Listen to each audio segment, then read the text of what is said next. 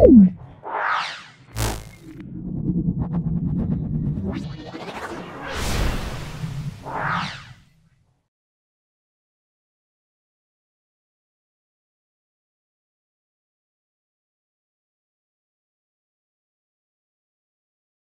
নাও, আজকে আমরা 18তম সেটটা এবিটি মাধ্যমিক টেস্ট পেপার 2024-25-এর 18তম সেটটা সলভ করছি।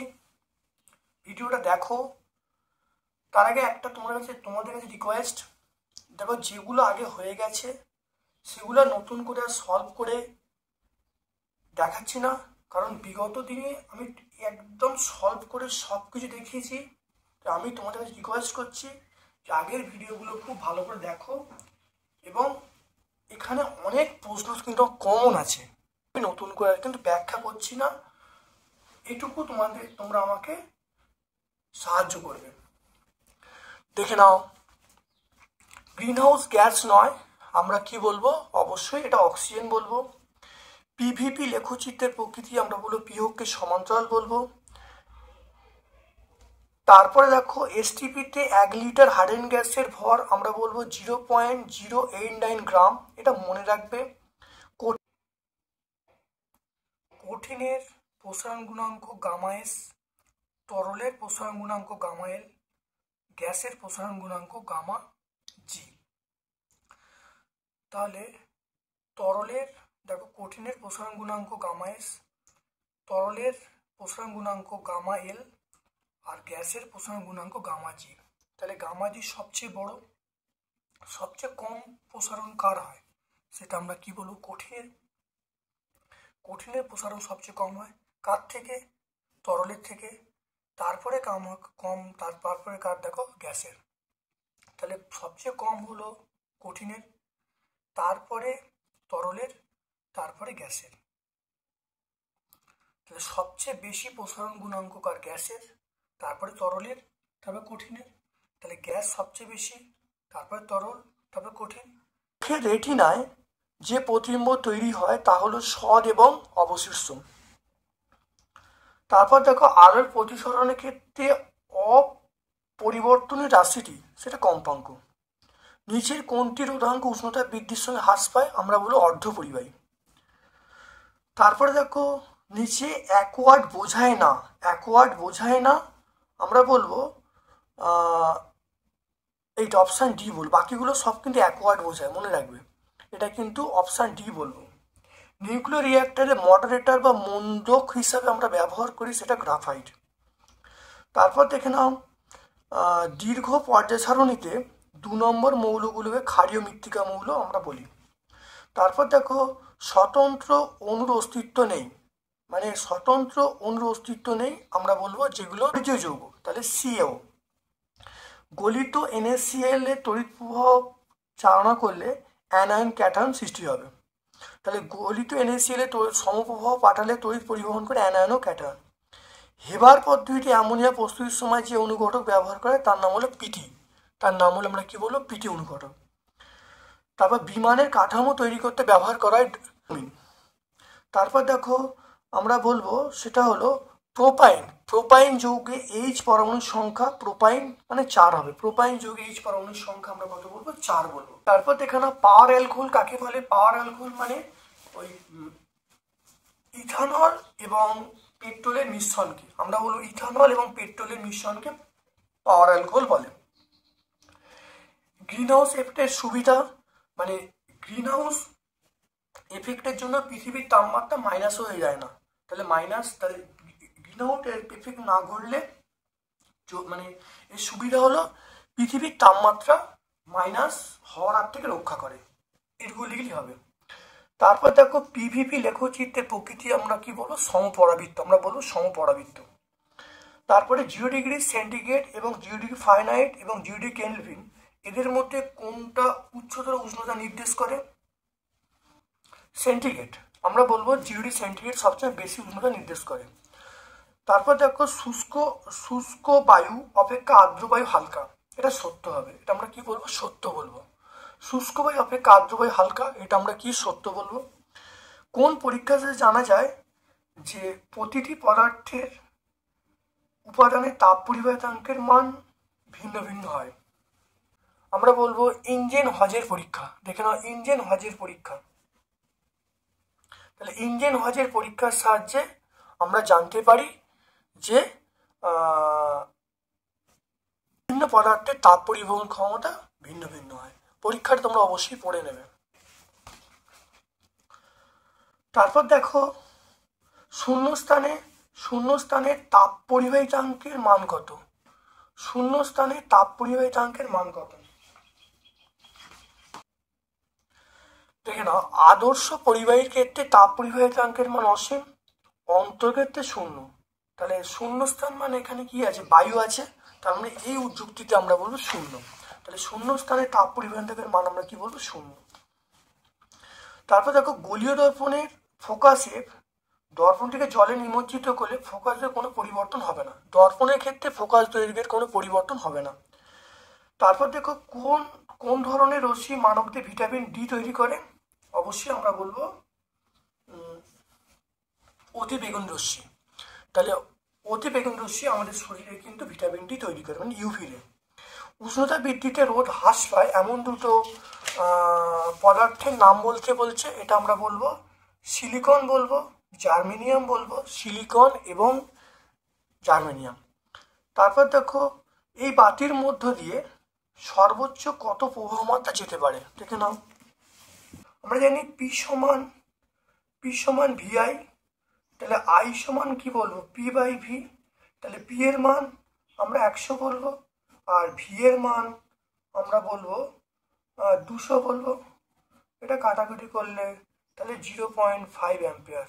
তাহলে আমরা বলবো 0.5 অ্যাম্পিয়ার যেতে পারে। ইউরেনিয়াম খনিতে নিষ্ক্রিয় গ্যাস পাওয়া যায়, তার নাম হলো হিলিয়াম। আমরা কি বলবো? হিলিয়াম। হিলিয়ামটাকে আমরা লিখবো, সেটা আমরা কিভাবে লিখবো? হিলিয়াম আমরা এরকম ভাবে লিখবো। ক্যান্সার চিকিৎসায় কোন তেজস্ক্রিয় মৌল ব্যবহার করা হয়? কোবাল্ট। দেখো কোবাল্ট আমরা ব্যবহার করি। দেখো ক্যান্সার রোগের চিকিৎসা আমরা ব্যবহার করি কোবাল্ট। আমরা কি ব্যবহার করি? কোবাল্ট 60। তাহলে আমরা বলবো কোবাল্ট 60 এটা ব্যবহার করি। দুষ্ট মৌল আমরা বলবো এটা বলা হয় অবশ্যই হাইড্রোজেনকে। একটি ক্ষারীয় মৃত্তিকা মৌল আমরা বলবো ম্যাগনেসিয়াম বলবো। থার্মিট পদ্ধতিতে লোহা তৈরি করতে লাগে অ্যালুমিনিয়াম। জার্মান সিলভারে উপস্থিত 10টা। তারপর দেখে নাও, এটা হলো MgCl2 যৌগে Mgর ইলেকট্রন বিন্যাস কোন নিষ্ক্রিয় গ্যাসের মতো?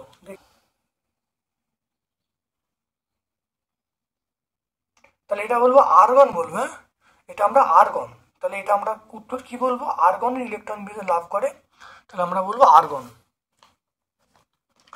তারপরে আর্গন মানে এয়ার বলবো।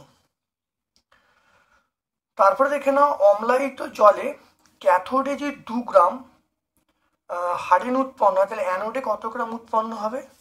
তাহলে দেখে নাও, এটা একটা নিয়ম আছে।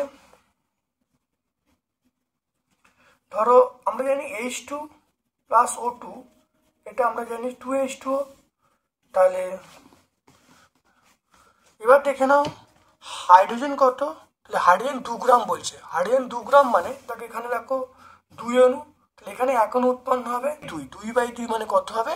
আমরা 1 গ্রাম বলবো। অ্যানোড মাঠ কাকে বলে?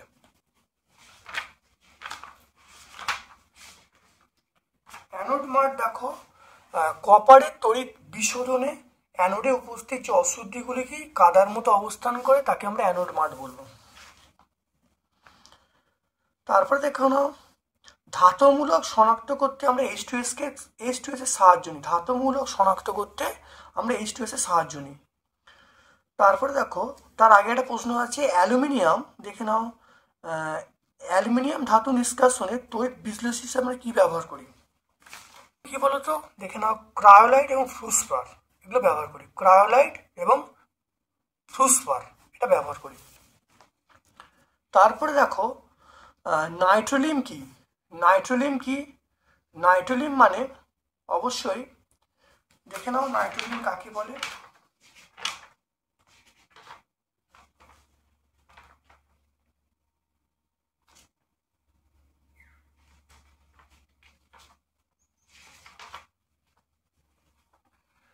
দেখে নাও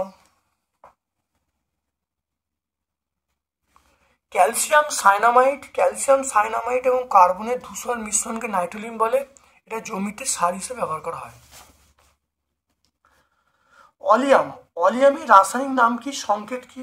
অলিয়াম দেখে নাও, অলিয়ামের রাসায়নিক নাম আমরা বলবো পাইরোসালফিউরিক অ্যাসিড, সংকেতটা হলো H2H2O7।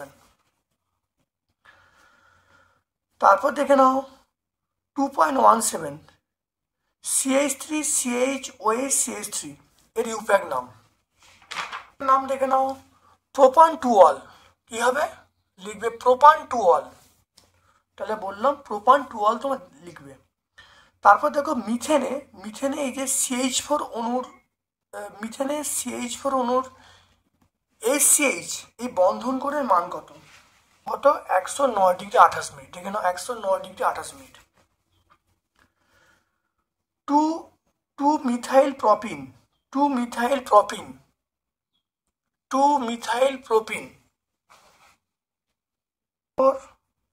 H10। এটাকে দেখো আমি এরকমভাবে বলতে পারি,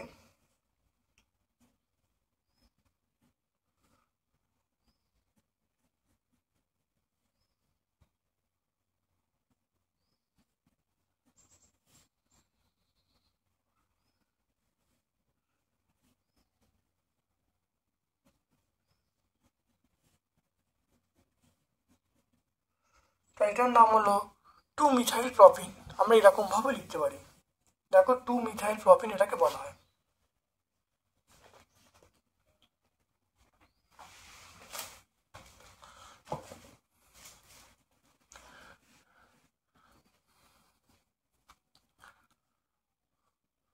তারপর দেখো 3.1 দেখে নাও স্থিতিশীল উন্নয়নের জন্য দুটো প্রয়োজনীয় উপায়।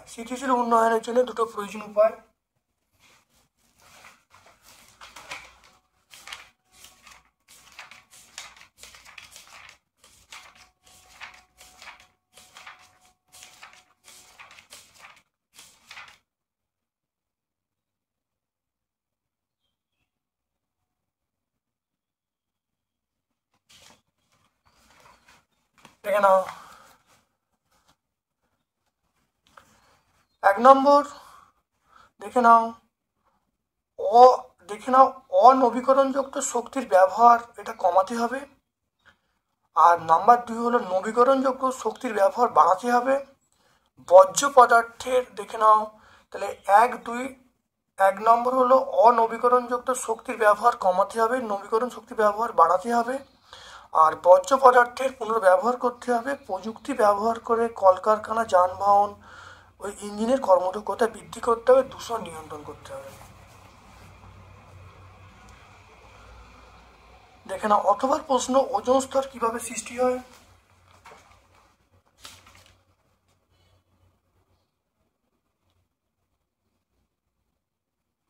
দেখো ওজোন স্তর সৃষ্টি ভালো করে দেখে নাও।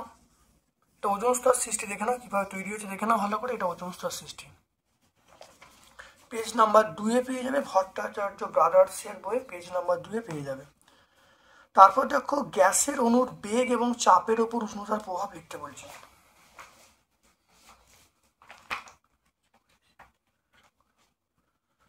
দেখো গ্যাসের অণুগুলোর বেগ ও চাপের উষ্ণতার প্রভাব খুব ভালো দেখে নাও। এটা এখানে অনেকবার হয়েছে, ভালো করে দেখে নাও।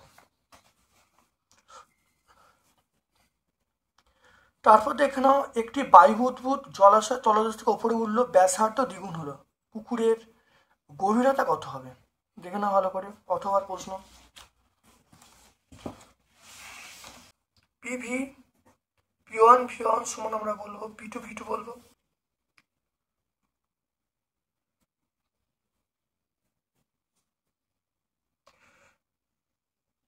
তাহলে P1 এটা হলো 4/3 পাই r3।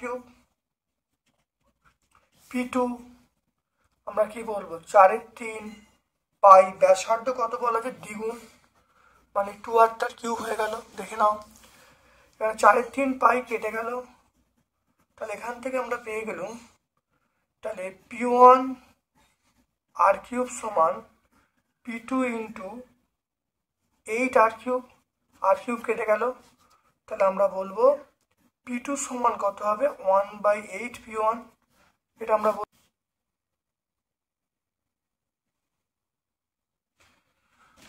তাহলে p মানে h রো জি, h এটা লিখলাম h, তাহলে রো জলের ঘনত্ব আমরা রো বলবো ইন্টু জি, তার এটা হলো অন্তিমটা আমি h ড্যাশ করছি 1/8 আমরা বলবো h রো জি, এটা কেটে গেল, তাহলে আমরা কি বলবো h ড্যাশ সমান 1/8 h। তাহলে আমরা কি বলবো যে আমরা বলবো যে পুকুরের আগের গভীরতার 1/8 গুণ। তারপর দেখে নাও উত্তল দর্পণের ক্ষেত্রে প্রমাণ করতে f সমান r/2, অনেকবার হয়েছে, এটা নতুন করে দেখাচ্ছি না। তারপরে দেখো এটা তোমরা পেয়ে যাবে, এটা তোমরা অনেকবার হয়েছে।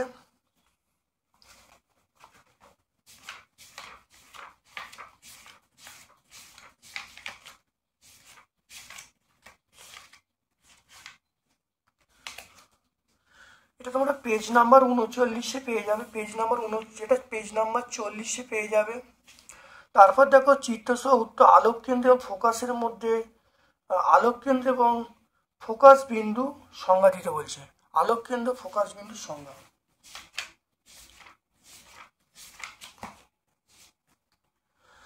দেখে নাও আলোক কেন্দ্র কাকে বলে, দেখো এখানে পেয়ে যাবে আলোক কেন্দ্র কাকে বলে। আর ফোকাস বিন্দু বলতে এই মুখ্য ফোকাসের সংজ্ঞাটা দিয়েই হয়ে যাবে, যে বিন্দুতে মিলিত হচ্ছে। এটা 47-48 পেজে তোমরা পেয়ে যাবে। তড়িৎ ফ্যারাডের সূত্র, তড়িৎচুম্বকীয় সংক্রান্ত তড়িৎচুম্বকীয় আবেশ সংক্রান্ত ফ্যারাডের সূত্রগুলো লিখতে বলছে।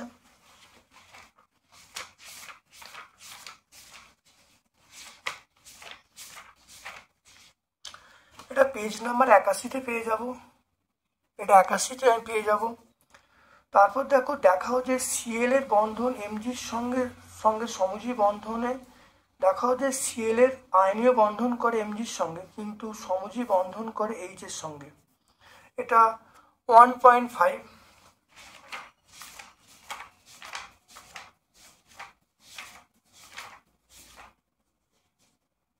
দেখে নাও এখানে দেখো এমজির সঙ্গে দেখো সমযোজী বন্ধন করছে, আর এই সিএল এর সঙ্গে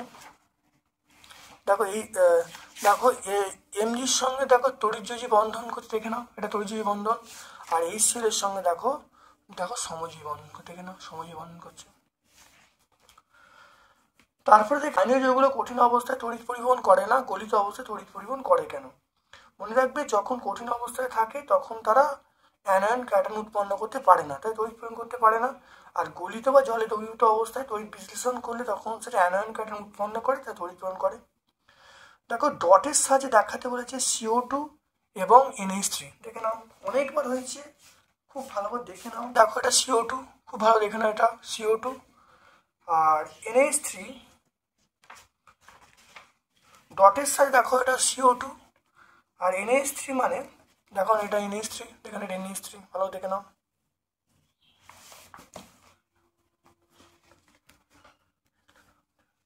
দেখো হেবার পদ্ধতিতে অ্যামোনিয়া প্রস্তুতির শর্ত লিখতে বলছি, হেবার পদ্ধতি, এখানে হেবার পদ্ধতিতে অ্যামোনিয়া প্রস্তুতির শর্ত দেখে নাও, হেবার পদ্ধতি ভালো দেখে নাও, এটা হেবার পদ্ধতি অনেকবার হয়েছে, এটা পেজ নাম্বার 121-এ আমরা পেয়ে যাবো, 121 এটা। তারপরে প্রশ্ন দেখো থার্মিট পদ্ধতিতে ধাতু নিষ্কাশনের নীতি এবং সমীকরণ লিখতে বলছে।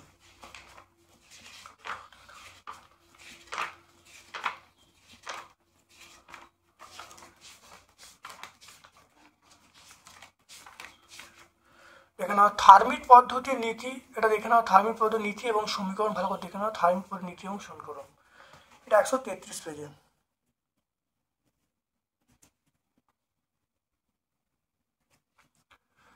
তারপর দেখো জিঙ্ক জিঙ্ক এবং লোহার আকরিক লিখতে বলছে এবং তার সংকেত লিখতে বলছে।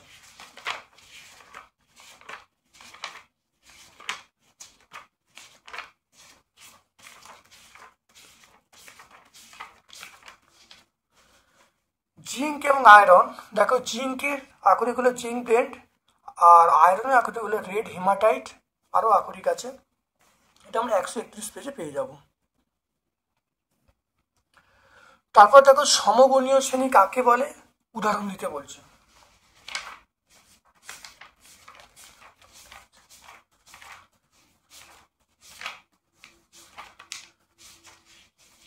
সমগণীয় শ্রেণী দেখে নাও, সমগণীয় শ্রেণী কাকে বলে খুব ভালো দেখে নাও। একই মৌলে দ্বারা গঠিত, একই সংকেত দ্বারা প্রকাশযোগ্য, একই কার্যকরী মূলকযুক্ত সমযোজী যৌগগুলোকে আণবিক ভরে ক্রমণ সাজারে যদি যে শ্রেণী পাওয়া যাবে যাদের আণবিক সংকেতের পার্থক্য সেটা আমরা বলবো CH2, তাদেরকে আমরা সমগণীয় শ্রেণী বলবো। যেমন উদাহরণ আমরা এগুলো সব বলবো, এগুলো আবার সমগণীয় শ্রেণীর উদাহরণ আমরা বলতে পারি, এগুলো সব সমগণীয় শ্রেণী। পেজ নাম্বার এটা 140 আমরা পাবো। তারপর দেখে নাও ইউপ্যাক নাম লিখতে বলছে, এর ইউপ্যাক নাম।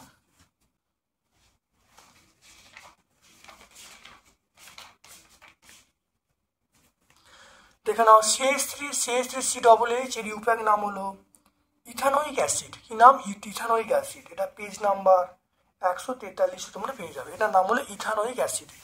তারপর দেখো CH3CH3CH2, দেখো দেখে নাও এটা হলো 2 মিথাইল প্রোপিন। দেখে নাও কি হবে, 2 মিথাইল প্রোপিন। কি লিখবে, 2 মিথাইল প্রোপিন। পেজ নাম্বার 141-এ ভট্টাচার্য ব্রাদার্সের, এটা 141-এ তোমরা পাবে 2 মিথাইল প্রোপিন। ভালো দেখে নাও আরেকবার, উত্তরটা হবে 2 মিথাইল প্রোপিন, লিখে নাও।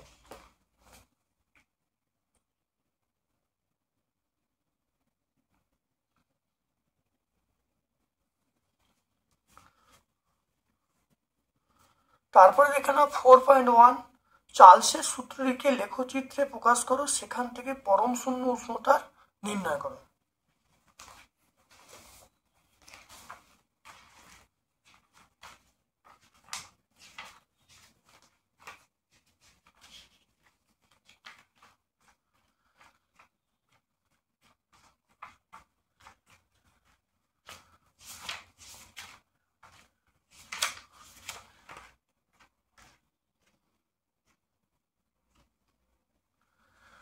এখানে চার্লস সূত্র, এটা দেখো লেখচিত্রে এটা প্রকাশ করবে, এখানে স্মলটি, এখানে ভি, তাহলে -273 তাপমাত্রায় গ্যাসের আয়তন শূন্য হয়ে যাচ্ছে, এই তাপমাত্রাটাকে আমরা বলবো পরম শূন্য তাপমাত্রা।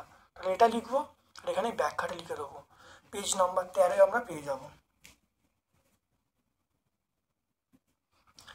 তারপর দেখো এই অঙ্কটা অনেকবার হয়েছে, তোমরা যদি ভিডিওগুলো দেখো, বহু পরিচিত অঙ্ক, এটা সলভ করে দেখাচ্ছি না, খুব ইম্পর্টেন্ট অঙ্ক, মাধ্যমিকে আসার মতো অঙ্ক। এ এবং বি পরস্পর বিক্রিয়া করে সি যৌগ উৎপন্ন করে, 2A + B = 2C।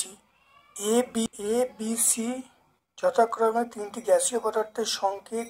বি এবং বি এর বাষ্প ঘনত্ব 32 এবং 16, সি এর বাষ্প ঘনত্ব নির্ণয় করতে বলছে।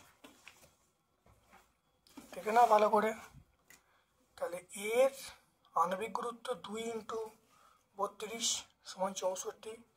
বি এর আমরা জানি m = 2D, তাহলে বি এর ক্ষেত্রে 2 × 16, 2 × 16 মানে 32, তাহলে এর তাহলে আণবিক গুরুত্ব 64, বি এর আণবিক গুরুত্ব আমরা কত বলবো 32, কারণ আমরা সূত্রে m = 2D। দেখো ডি এর মান দেওয়া আছে, এম এর মান বার করছি। এবার দেখো তাহলে এটা 2 × এ মানে কত, এ মানে 64, মান বসানো হলো, বি মানে দেখো 32, দেখো মান বসানো হয়েছে। তাহলে সি এর পরিমাণ, দেখো না সি এর পরিমাণ তাহলে কত হবে, সি এর পরিমাণ এটা প্লাস এটা যোগ হবে। দেখো সি এর পরিমাণ তাহলে কত হবে, এটা প্লাস এটা। দেখো সি এর পরিমাণ তাহলে কত হবে, 128 + 32, দেখো 128 + 32 করা হয়েছে, 160 করা হয়েছে। তাহলে সি এর তাহলে পরিমাণ পেয়ে গেলাম। তাহলে সি গুরুত্ব কত হবে, যেটা মোট পরিমাণ তাকে 2 দিয়ে ভাগ করবো, তাহলে 160/2। তাহলে বাষ্প ঘনত্ব কত হবে, সেটা হলো 80/2 মানে 40। তাহলে মোট পরিমাণ বার করবো, মোট পরিমাণকে 2 দিয়ে ভাগ করলে আমরা পাবো অবশ্যই আণবিক গুরুত্ব পাবো, সেই আণবিক গুরুত্বকে 2 দিয়ে ভাগ করলে আমরা কত কী পাবো, বাষ্প ঘনত্ব পাবো।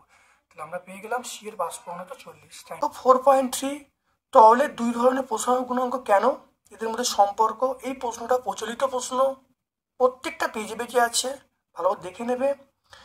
বাস্তব জীবনে কঠিন তরল গ্যাসের একটু উদাহরণ আমরা আগের ভিডিওতে আমরা বলেছি। বিবর্ধক কাঁচ হিসাবে বিবর্ধক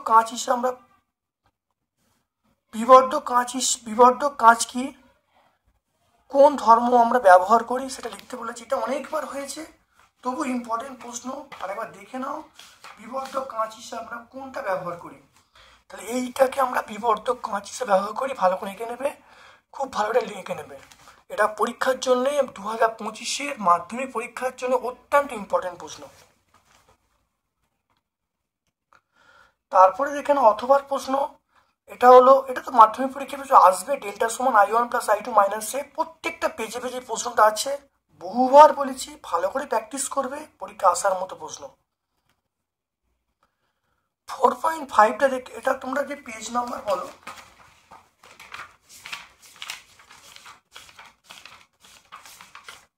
এটা তোমরা 45 পেজে পেয়ে যাবে, পেজ নাম্বার 45-এ তোমরা পেয়ে যাবে। তারপর দেখো মানব চক্ষুর প্রতিসারক মাধ্যমগুলো কি কি। মানব চক্ষুর প্রতিসারক মাধ্যম হিসাবে কাজ করে অ্যাকোয়াস হিউমার আর ভিট্রিয়াস হিউমার। তাহলে দুটো, অ্যাকোয়াস হিউমার, ভিট্রিয়াস হিউমার প্রতিসারক মাধ্যম হিসাবে কাজ করে। তারপরে দেখে নাও দীর্ঘ এবং হর্ষ দৃষ্টির পার্থক্য কি। দীর্ঘ এবং হর্ষ দৃষ্টির পার্থক্য খুব ভালো করে দেখে নাও। দীর্ঘ দৃষ্টি এর প্রতিকার করা যায় উত্তল লেন্সের সাহায্যে, আর হর্ষ দৃষ্টি প্রতিকার করে অবতল লেন্সের সাহায্যে।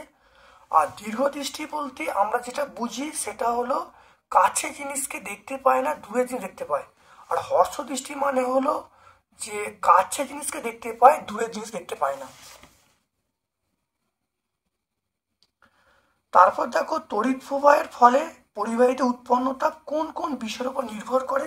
ওই জুলের সূত্র যে আছে দেখে নাও, জুলের সূত্র 3টে যে আছে সেটাই বলতে বলছে। দেখে নাও 3টে বিষয় আছে, সূত্রগুলো থেকে ঘুরে সূত্রটাই বলতে বলছে। একটা হলো প্রবাহ মাত্রার উপরে, একটা রোধের উপরে, একটা সময়ের উপরে। এই জুলের সূত্রগুলি লিখতে বলছে।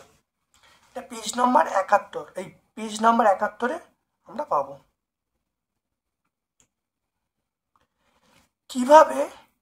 কিভাবে ভোল্ট এক্স অ্যাম্পিয়ার এক্স সেকেন্ডে প্রকাশ করবে। কিভাবে ভোল্ট এক্স অ্যাম্পিয়ার এক্স এককে প্রকাশ করবে। কিভাবে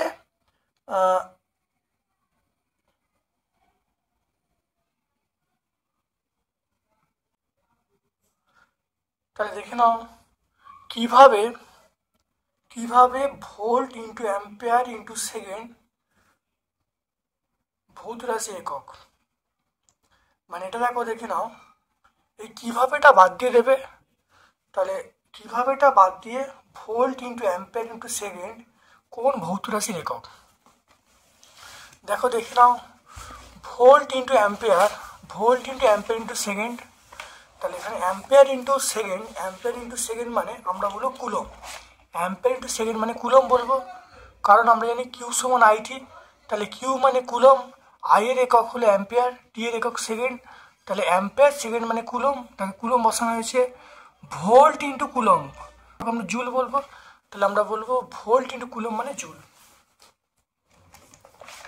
তারপর দেখে নাও অ্যাম্পিয়ারের সন্তরণ সূত্রটি লিখতে বলছে। সূত্র দেখে নাও তড়িৎবাহী তার বরাবর কোনো ব্যক্তি চুম্বক শলাকার দিকে মুখ করে তড়িৎ প্রবাহের অভিমুখে সাঁতর কাটলে ব্যক্তিটির বাম হাত যেদিকে প্রসারিত হবে চুম্বক শলাকার উত্তর মেরু সেদিকে বিক্ষিপ্ত হবে। দেখে নাও এটা। তাহলে 76 আমরা পেয়ে যাব। এসি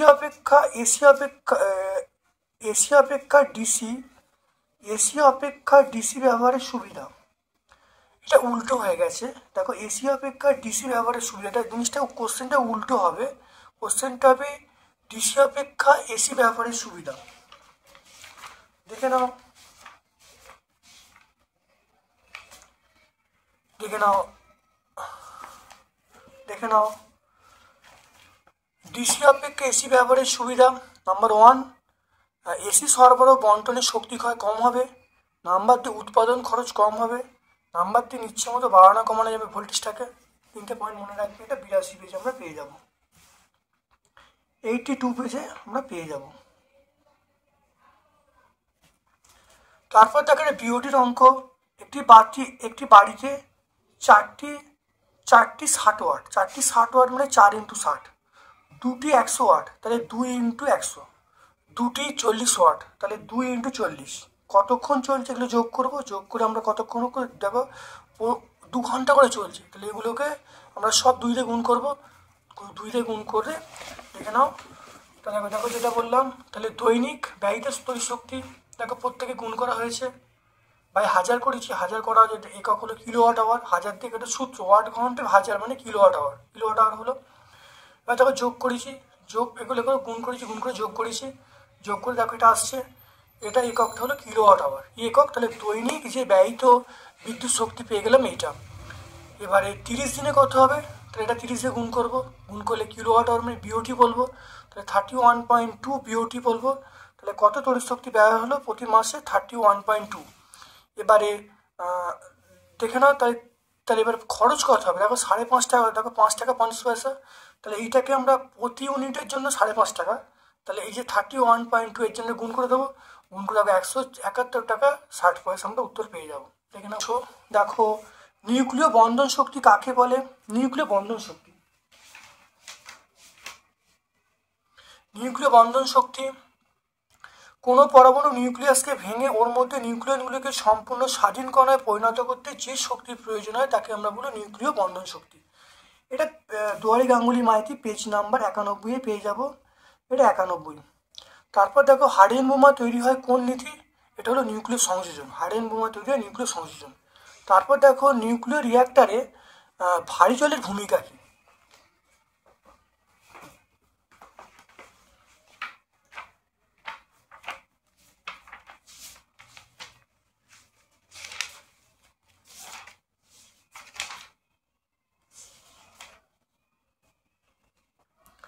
এখানে নিউক্লিয়ার রিয়াক্টারে আমরা ভারী জল কেন ব্যবহার করি, ভারী জল এটা আমরা ব্যবহার করি মডারেটর হিসাবে, গ্রাফাইট ভারী জল ব্যবহার করি মডারেটর হিসাবে, কারণ উচ্চ গতিবেগ সম্পন্ন নিউট্রনগুলিকে মন্দীভূত করার জন্য বা গতিবেগ কমানোর জন্য।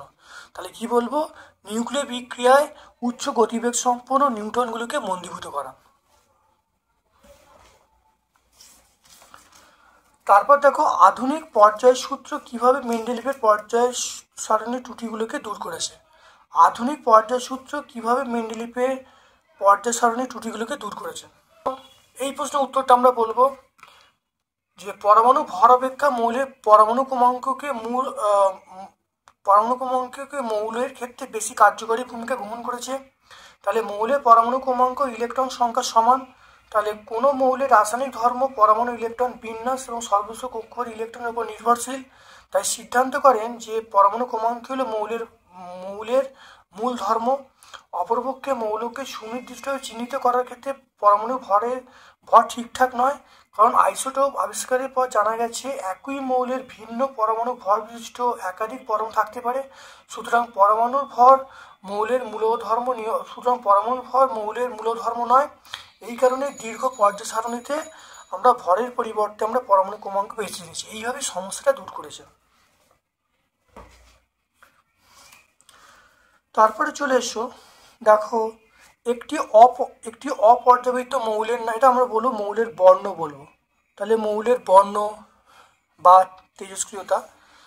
তারপর দেখো অথবা প্রশ্ন তড়িৎ ঋণাত্মকতা কাকে বলে, দেখে নাও তড়িৎ ঋণাত্মকতা কাকে বলে, দেখে নাও অন্য কোনো মৌলের পরমাণুর সঙ্গে সমযোজী বন্ধনে আবদ্ধ থাকা অবস্থায় বন্ধন সৃষ্টির ইলেকট্রন জোড়কে অন্য কোনো মৌলের নিজের দিকে আকর্ষণ করার ক্ষমতাকে আমরা বলবো তড়িৎ ঋণাত্মকতা। তারপরে দেখে নাও 3, 8, 11, 17 এদের মধ্যে কোনটা সর্বাপেক্ষা ধনাত্মক, কোনটা তড়িৎ ঋণাত্মক, দেখে নাও। তাহলে দেখে নাও এর অথবা প্রশ্নটা দেখে নাও, একটু দেখে নাও ভালো করে। তাহলে এ মৌল আছে, এর 3টে, বি মৌল আছে সেটা 9টা, সি মৌল আছে সেটা 11টা, ডি মৌল আছে সেটা হলো 17টা। তো এটাকে 9টাকে করছি, 9টাকে আমরা বলবো 2 7। তারপরে 11টাকে করছি, 11টাকে বলবো 2 8 1। এটা 2 2 8 7। দেখে নাও। তাহলে বি মৌলটা দেখো সবচেয়ে বেশি ঋণাত্মক, তাহলে বি মৌলটা আমরা বলবো সবচেয়ে বেশি ঋণাত্মক, কারণ এটা হলো 17 নম্বর শ্রেণীতে অবস্থান করছে। বি মৌলটা সবচেয়ে বেশি ঋণাত্মক।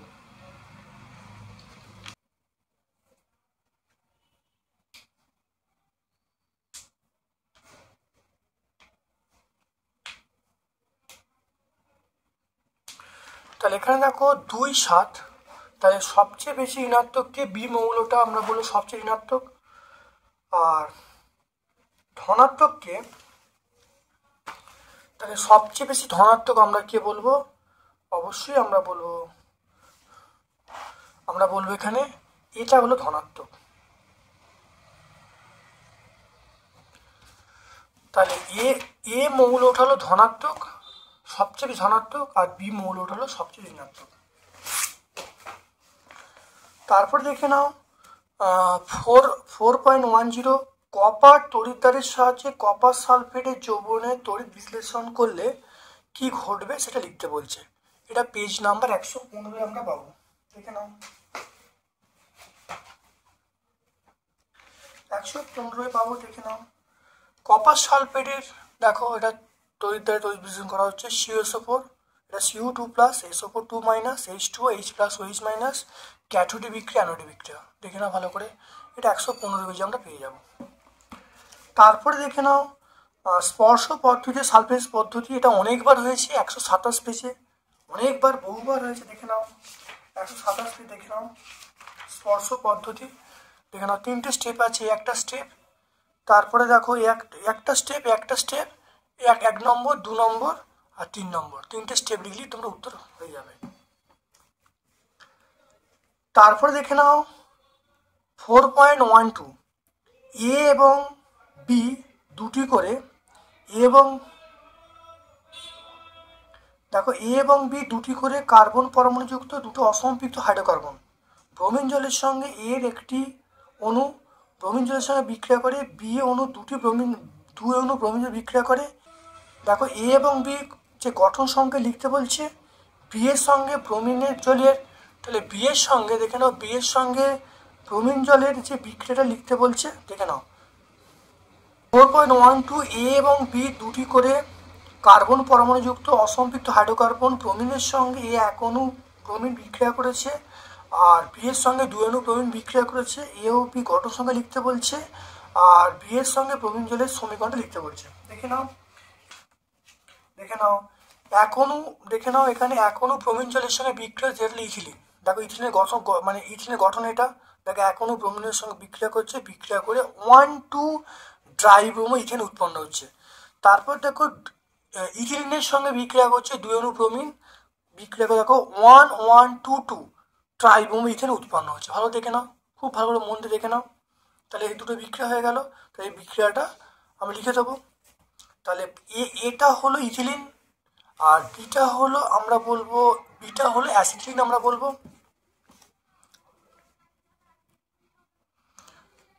তারপরে দেখে নাও একটি জৈব যৌগের আণবিক সংকেত বলা আছে C2H4O2, ওটা জলে দাব্য।